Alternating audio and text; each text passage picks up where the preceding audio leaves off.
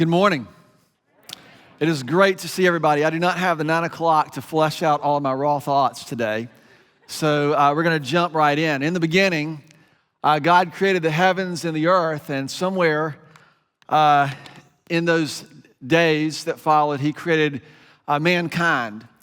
And he said, I've created mankind in my own image. And he has created us and called us to rule with him, to reign with him, to continue and to contribute in what he has created and made. This is what gives dignity to human beings, to each of us. It's also what gives dignity to our work and our worth and what we bring to the world around us. And what we all know and what we've all experienced, and we've been talking about this for the last few weeks, is that the world is broken, and you don't have to look very far for evidence of this. The last few weeks have just been full of this from headlines. In fact, yesterday we hosted a service in this room here in Wilmington for a young man, 20 years old, who had taken his own life, and this is the second in that friend group. And the questions of why and how and all the different things emerged. And a lot of you in here knew him and are friends of his. And something we know has happened. Something has happened. And for some of you, you're in here and you've struggled because you've sort of hid behind this mantra of fine, everything's fine for a really long time. And you know underneath that it's not fine. And it's not that it's not fine because there's emotional instability or whatever. It's just because something feels like has been eroded out from underneath us.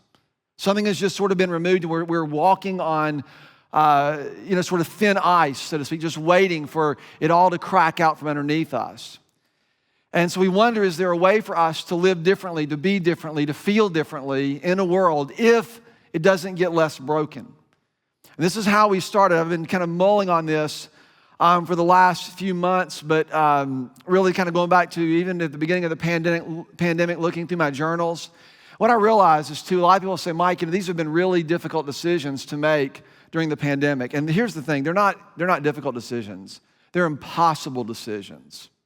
The decisions that you have been left with and faced with, that we've been sort of faced with, they're not just hard.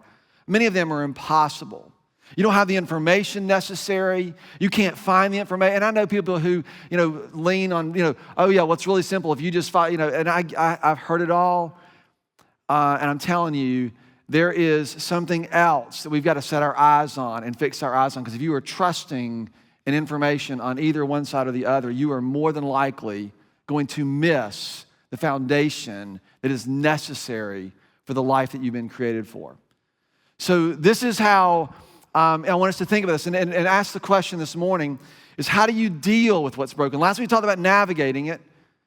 To navigate, there's a level of obedience and faith that we're talking about, but today, how do you deal with it? Like really deal with it. Do you just say, fine, everything's fine? Do we try to kind of hide or pretend or deny? I don't know how many of you guys are optimists in here and how many of you guys would lean pessimist. I'm usually very optimistic, and I found myself sort of tilting at times. You may have felt that. You just feel like that's why I kind of, I needed mush month to sort of sort this out. And I'm about 85% picked with my word. I've been through my personal retreat a couple of times, and hopefully we'll finish all that up this week. Someone said, can we believe that next week is still January? And I was like, thank goodness, because I need a few more days to get all this together. And what God did is he created us in his own image. And in the fall, and this is the last couple weeks, I don't have time to do this again, but this image, I don't know if I can do a dashed heart. That's coming together pretty nicely. And in this, our hearts have just sort of been fragmented, or the word that we used last week is there's this disintegration of the image in which we have been created. Fragmentation. So this image that we were born into or created into, has been disintegrated, shattered, pulled apart. And in that, it has disoriented the way in which we relate to other people. There's a disorientation to our lives. And the reason I draw it like this, because we go, oh, well, that looks like a way of life. That's the problem, because we're disoriented. Instead of trying to live and make sure that what happens on one side equally happens on the other, we've never been able to find a center from which everything else flows, from which sort of holds and supports everything else that we experience and contribute to the world around us. And then ultimately, it's sort of a deformation that somehow, if you want to put some little fancy things around this, we'll make this like a mirror. We don't like who we've become. There's a deformation. Something has happened from this. This is no longer the experience. So this is the condition of brokenness. And what I've tried to connect this back to is the gospel. And that is the message, the good news of Jesus Christ, his birth, his life, his death, and his resurrection. And to do two things. Number one is to save sinners, and number two is to establish his kingdom. They're actually synonymous. They're actually the same thing, but it's broken into sort of two ways for us to think about it: to save sinners and to establish his kingdom. And I've been, kind of jumping up and down on this horse for quite a while because it freed me. And to save sinners, most of us think that God washed us white as snow, and then we get to live in heaven when we die, and then you scratch your head because you wonder why you still do dumb things. Anybody here ask God to forgive them and then never sinned again? Is that anybody's experience? So what's wrong with us, or what's wrong with the gospel, or what's wrong with God, or what's wrong? And what he's doing is he's reforming. He's forming us, reshaping us, remaking us. And there's a way in which we live in this world, and then there's a way in which we are designed. And this is a rule, a foundation upon which we build our lives. And what you and I have to do, and I begin to think about this, is that sin, when we take sin seriously, and that's really the challenge, is to take sin seriously, not to feel guilty about it, not to feel more guilty about it, but to take it seriously because there is a trajectory to it. It continues a pattern or a path for our lives the longer we sort of hold on, tame, play games, or whatever it is that you do with it. And what I've been kind of toying with or thinking about or considering in my own sort of personal world is, what is the relationship when he says he came to save sinners, which he did so by offering forgiveness? I mean, this is, I could go through and we could go through the entire Bible and find these places. This is the overall arc. In Romans chapter 5, verse 8, it said, God demonstrates his love for us in that while we were yet sinners, right, Christ died for us. He brought us forgiveness. And what I found is the more that I take sin seriously, my own sin, but also sin in general, the more forgiveness has a glory to it. There's a beauty to it. And so we take sin seriously, we begin to be reminded that there is a beauty to what God has done. And this is what reconciles us back into the way that we are supposed to live. So that's all the setup for today. One of the things I love, Dallas Willard, again, is one of my heroes. Dallas Willard said this. He said that Jesus is about the redemption of actual life from actual sin. It's not theoretical. It's something that has to happen in you and in me in the way you and I live our lives day in and day out. If you've been around Port City a long time, you know that I have these three sort of core convictions. If God created life, and this is not what the message is about, so I'm going to rattle these off. You won't have time to write them down. But if God created life, then he alone gets to define it. The second one is that every longing at its core is a longing for life. Every instinct inside of us longs for something that's connected to what we've received in our being and what God has intended us and called us to be. So I began to think, what is the core desire of human heart? Because today I want to talk about, we're going to give a picture of redemption next week. But today I want to talk about what if the desires of your heart found redemption? What if there was a redemption of desire? So that the things that you actually long for were inclined, they were no longer deceptive, which we all know that we're prone to. The rule of sin is that. The rule of sin is that our desires have now become the purpose. They don't serve the purpose. They've become the chase of our lives. It's interesting, philosophers for years have talked about this and tried to understand it, and we kind of live in the modern world, which is really influenced by a lot of German philosophy. Some of you probably heard these names, Karl Marx, or Friedrich Nietzsche, or Sigmund Freud, right? You've heard these guys before. Other philosophers talk about them and refer to them as the masters of suspicion. And the reason is because they couldn't imagine how any human being would do something on behalf of another, for another person without demand for anything in return. Now, Nietzsche's famous for talking about God being dead, and Marx, they're all, trying to figure out how can this be. And it's interesting that all of them arrive at different sort of trajectories or root desires of human beings. This is a drastic oversimplification, but if you read, you'll see this. Karl Marx tends to think that human beings are motivated by money, like there's an economic drive to it, which is what led to his philosophy. Friedrich Nietzsche thought that power was what kind of drove humans to get and to hold power. In fact, his beef with Christianity was that he thought anybody who, like when weaker people ask stronger people to serve them or to love them or to value them, it's just a way to manipulate them because they can't do it by force. And he writes all about this. And then Sigmund Freud, he thought that the root of all of our pursuits, anybody guesses on this one? Right, sex.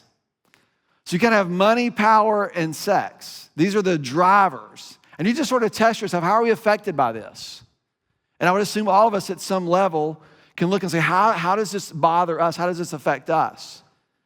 And power doesn't mean you want to be in office. Power means you might want to be in control. Right? For some of you, you have been hurt your whole life and you've resolved that you're never going to be that way again. And so you use your power to control your circumstances or perhaps other people. We all have this sort of thing. So the question is, what is the essence of human desire?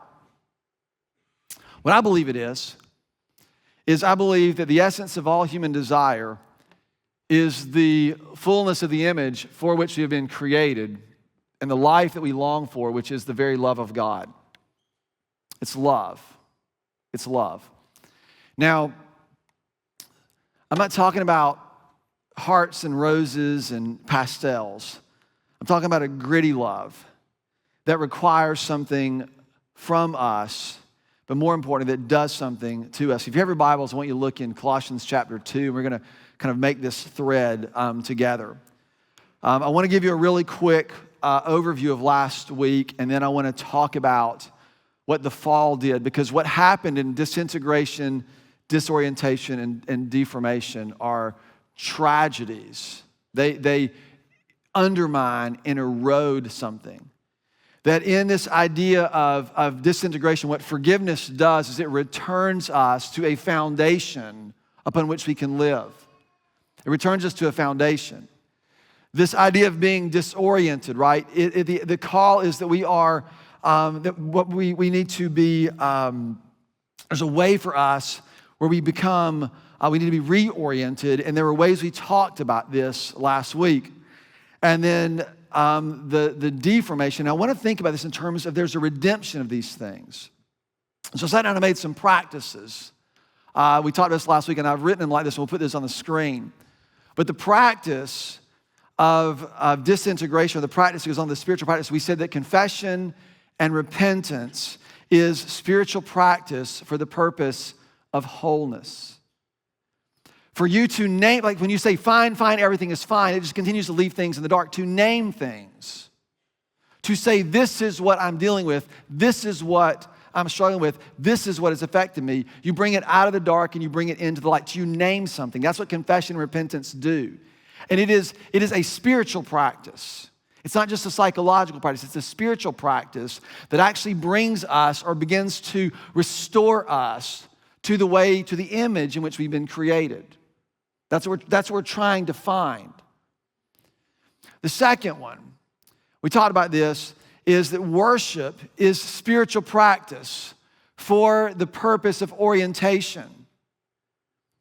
I do this using the scriptures. When I read, I'm not just trying to self-talk. I'm trying to get my eyes on God, who are you? And we're going to talk about this a little bit more specifically in a minute on who are you and how how can I just sort of sit and rest? It's not trying to figure it out, but just to let my mind rest in the reality of what God has done for me. Because then what happens is there's a centeredness to this.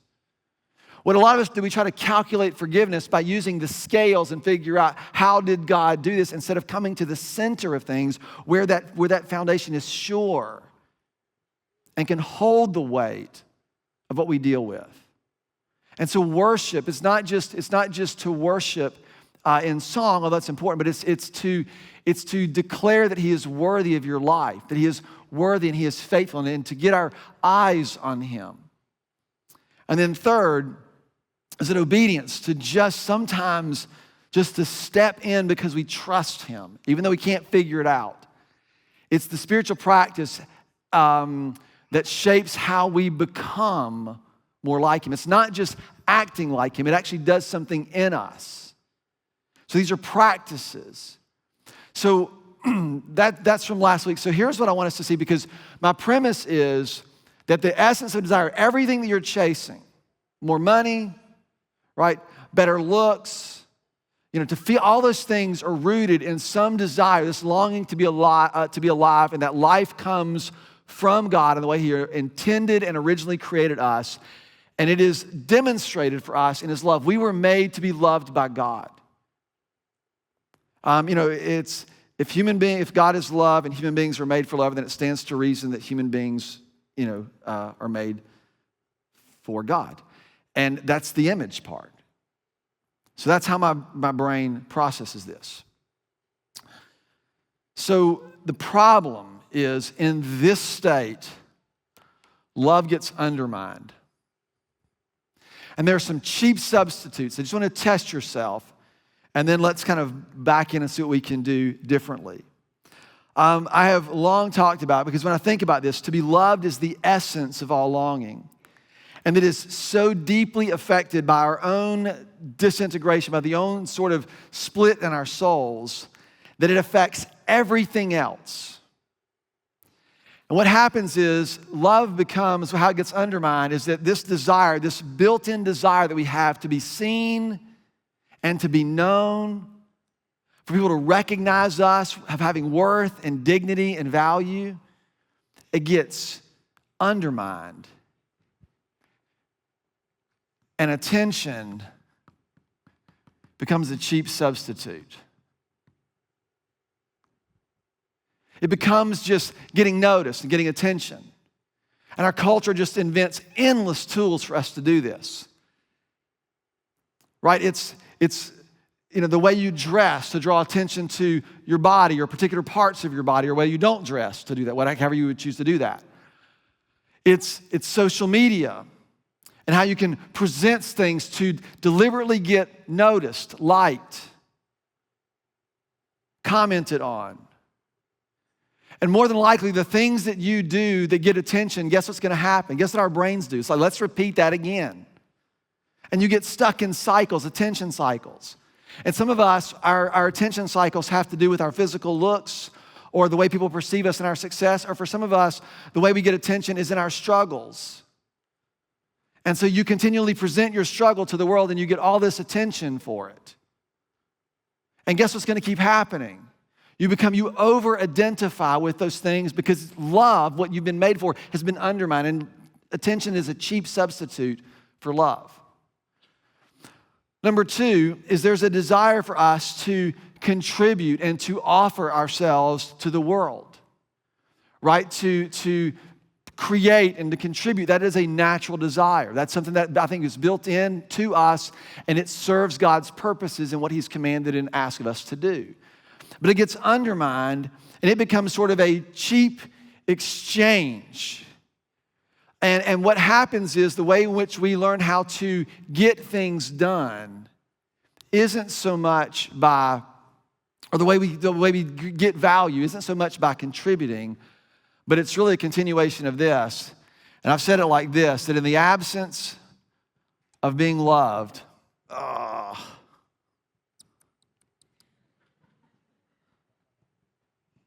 in the absence of being loved, we will often resort to manipulation.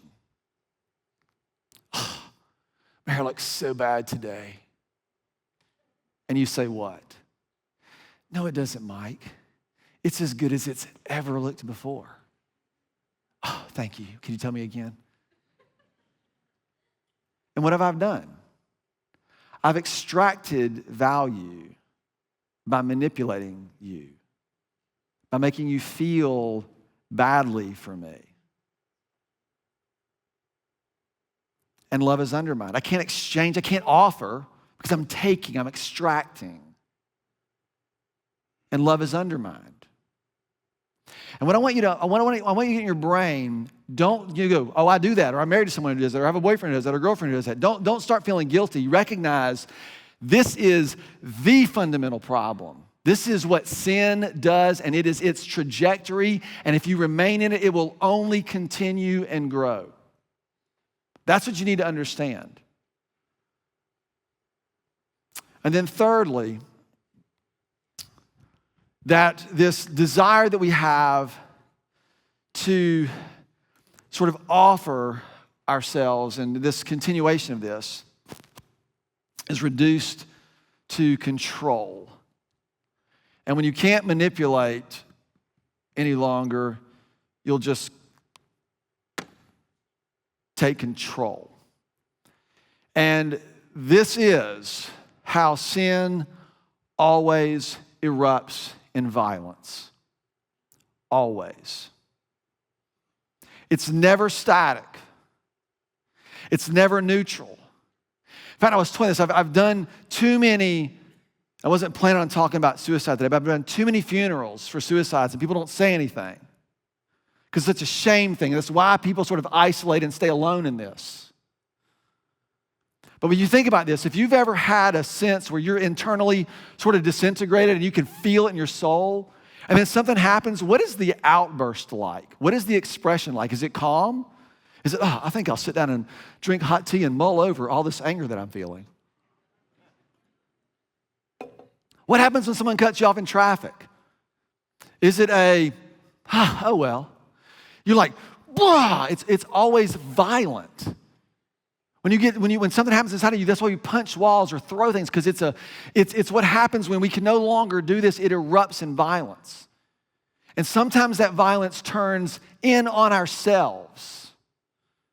This is the wickedness of disintegration, of sin and its trajectory. This is why the good news of the gospel is so important. That while you remained in your mess, God demonstrated his love for you by sending his son for you to return you to the way in which you've been created to live. And this is what he says in Colossians chapter 2. And he says, and this is, I mean, we could go through the whole book. It would just take us 9 hours. And I don't want to do that to y'all today. Right? There were kids in Grow Zone. They wouldn't like it either, nor the volunteers. So we're going to just squeeze it a little.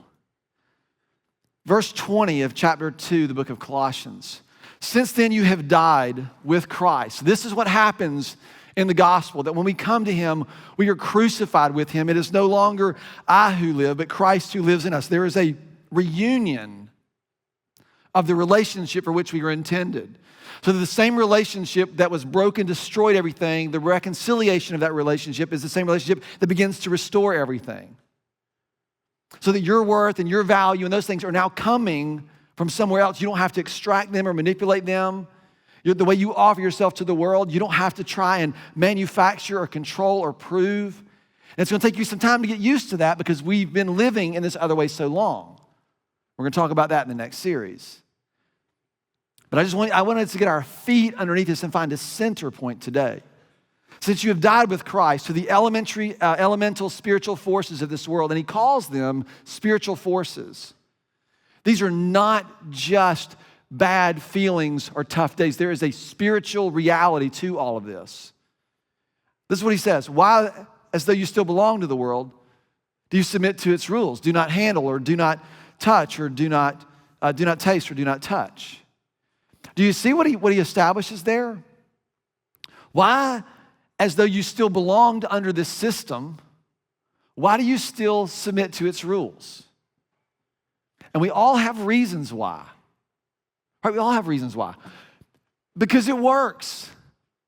I've lived 15 years like this. Look at what I've been able to do. Why would I change now? Because you know somehow you're slowly being ripped apart and it's creating a wake in the life around you. And you're not living. You know the kind of person you're becoming. Right? So, but he's asking this he says, there's a rule in which we've been, and we've now been moved into another rule. The rule of God's love, where we don't have to live like that anymore. It doesn't have authority over us anymore. And he goes on, he says, these rules, which have to do with things that are all destined to perish with use, and he's talking about the law and all the ways we've tried to curtail our behavior, based on merely human commands and teachings. I had to edit right there. I was like, real quick edit, because there was like 3 more paragraphs, so I had to edit. But look at what he says in verse 23. Such regulations, they indeed have the appearance of wisdom, with their self-imposed worship, their false humility, and their harsh treatment of the body. But they lack any value in doing what? Restraining desire. The word that's in the New International Version is sensual indulgence, which is, it's accurate. It really means the indulgence of the flesh. It's anything that pulls us that's governed by this world. It's desires, it's power, it's money, it's sex, it's chase, it's conquest.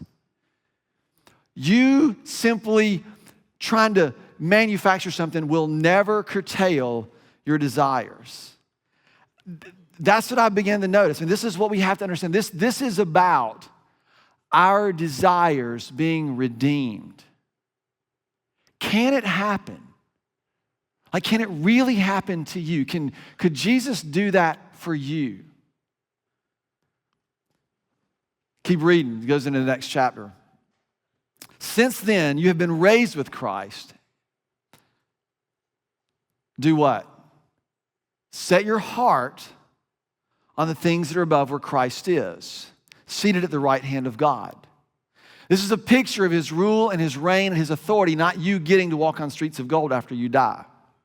Set your hearts in this place. So when we pray on earth as it is in heaven, that's what we're saying. That's the picture in our head. Set your minds on the things above, not on earthly things. You keep stalking Instagram and all the things that we look at, guess what is more than likely going to happen to your heart? It is going to be formed into the image of the things that you set your eyes on, the things that you put in your mind. Because set your mind on things above, not on earthly things. For you have died. That old way is gone, and your life is now hidden with Christ in God, restored and renewed. And I love this. When Christ, who is your life, appears, then you also will appear with him in glory. That is this incredible reconciliation when all things are made new. But until then, we got to live. And so what do we do? What do we do? Well, I think you got to remember, you got to name things, you got to stay in the game, you got to set your mind, you got to set your heart. It's going to take guts, it's going to take sweat, it's going to take wrestling, it's going to take tears, it's going to take you and I working together. This is not going to happen as you just go away by yourself, get yourself together, and then come back to the church next week. We're going to have to do this together. There's too much at stake. To not have the conversations, to not be honest about what we're feeling and sensing and experiencing together. I love this, and I'm going to just, many of you have heard this, but Paul writes about this, and you've probably heard this sort of trajectory. He's like, we've been given this peace of God. That something that God has done has restored us to the sense of peace that we have, and we can navigate this world with a deep sense of peace. And then he says this, and we glory in the hope that we have in God. We know we have hope, but he says we don't just glory in the hope that is there, but there's something else to us. We actually glory in our struggles. Sufferings is actually the word. We glory in the hard things, which is what this is. Make no mistake, the battle for your mind, it's a war for your soul. It's not, let's just think nice thoughts about one another and about the world. And what he says is, he says that we know that struggle produces perseverance. You've heard this before. And perseverance produces character. And character produces hope. And there's this trajectory and I think it is the trajectory of redemption. But look at how Paul describes the reason this hope does something. Chapter 5, verse 5, it says, and the hope does not disappoint or put to shame. The hope doesn't disappoint us, is really how it would read. It doesn't leave you wanting. Why? Because what? Because God's love has now made its way back into here. And we now become filled with Him. This is the picture throughout the Scriptures. This isn't about you trying to do better. It's about you making yourself available for what God has already done. It's about trusting and believing. And you've got to sort of, the way in which the psalmist, and we see this throughout the Scriptures, is to remember. The way I was like, how do you deal with the world? How do we deal with this? Well, you remember. And remembrance isn't just like intellectual sin, it's to enter in. Actually, in some places, it means to name things. This is exactly what Jeremiah modeled in his famous book of Lamentations. At the end, it's known as the Weeping Prophet. He says this, I remember my affliction and my wandering. He uses like old language, right? Bitterness and gall. I remember how tough this was or is. I remember it well, and I feel it deeply. Do you see that? My soul is downcast. I feel it deeply. So the permission is it's okay to like go, yeah, this is tough. And yeah, things aren't like we necessarily want. But then we have to do like the Paul thing and set our minds on the reality that we have been brought into. And this is what he says. So yet I then call this to mind. There's these two things that begin to sort of come together and they land in this place. And what he says is that I call this to mind and therefore I have hope. And this hope does not disappoint. That great is your faithfulness, God. With every single day, your mercies come to me and they are sufficient for the moment that I am in. And they are sufficient in the moment that I'm in. And I step into the next one and it recurs again and it recurs again and it occurs again and again and again as we walk with Him. And as we do that, we find this to be more and more and more true that our hope does not disappoint us. Not because things didn't work out, but because God's love has been poured on us and we are being restored and redeemed and renewed into the image which we've been created to. And this returns us to the foundation that is Jesus Christ. A lot of us keep trying to put our stock in how well we obey Him or how committed we are to Him instead of just putting your feet squarely, your whole heart squarely on who He is and what He has done and let Him support the full weight of everything you feel. You ever tried to struggle with your sin with like kind of one foot? You don't want to put too much weight on Him? God, if you'll forgive this part, I'll take care of the rest.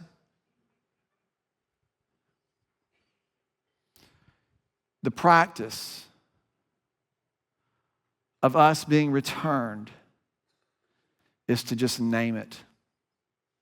Stop playing games. Stop acting like you believe when you're struggling to believe, and just name it. Get some people involved with you and name it. Remember it. And when you find that you do these and you do this and the foundation holds, you find a little bit of rest and freedom and hope. And this hope doesn't disappoint. Why?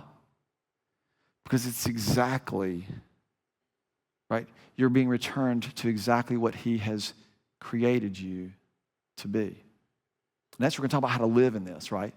Today, you just got to see where your feet are. Where your feet are. I want to pray this prayer over us, and we're going to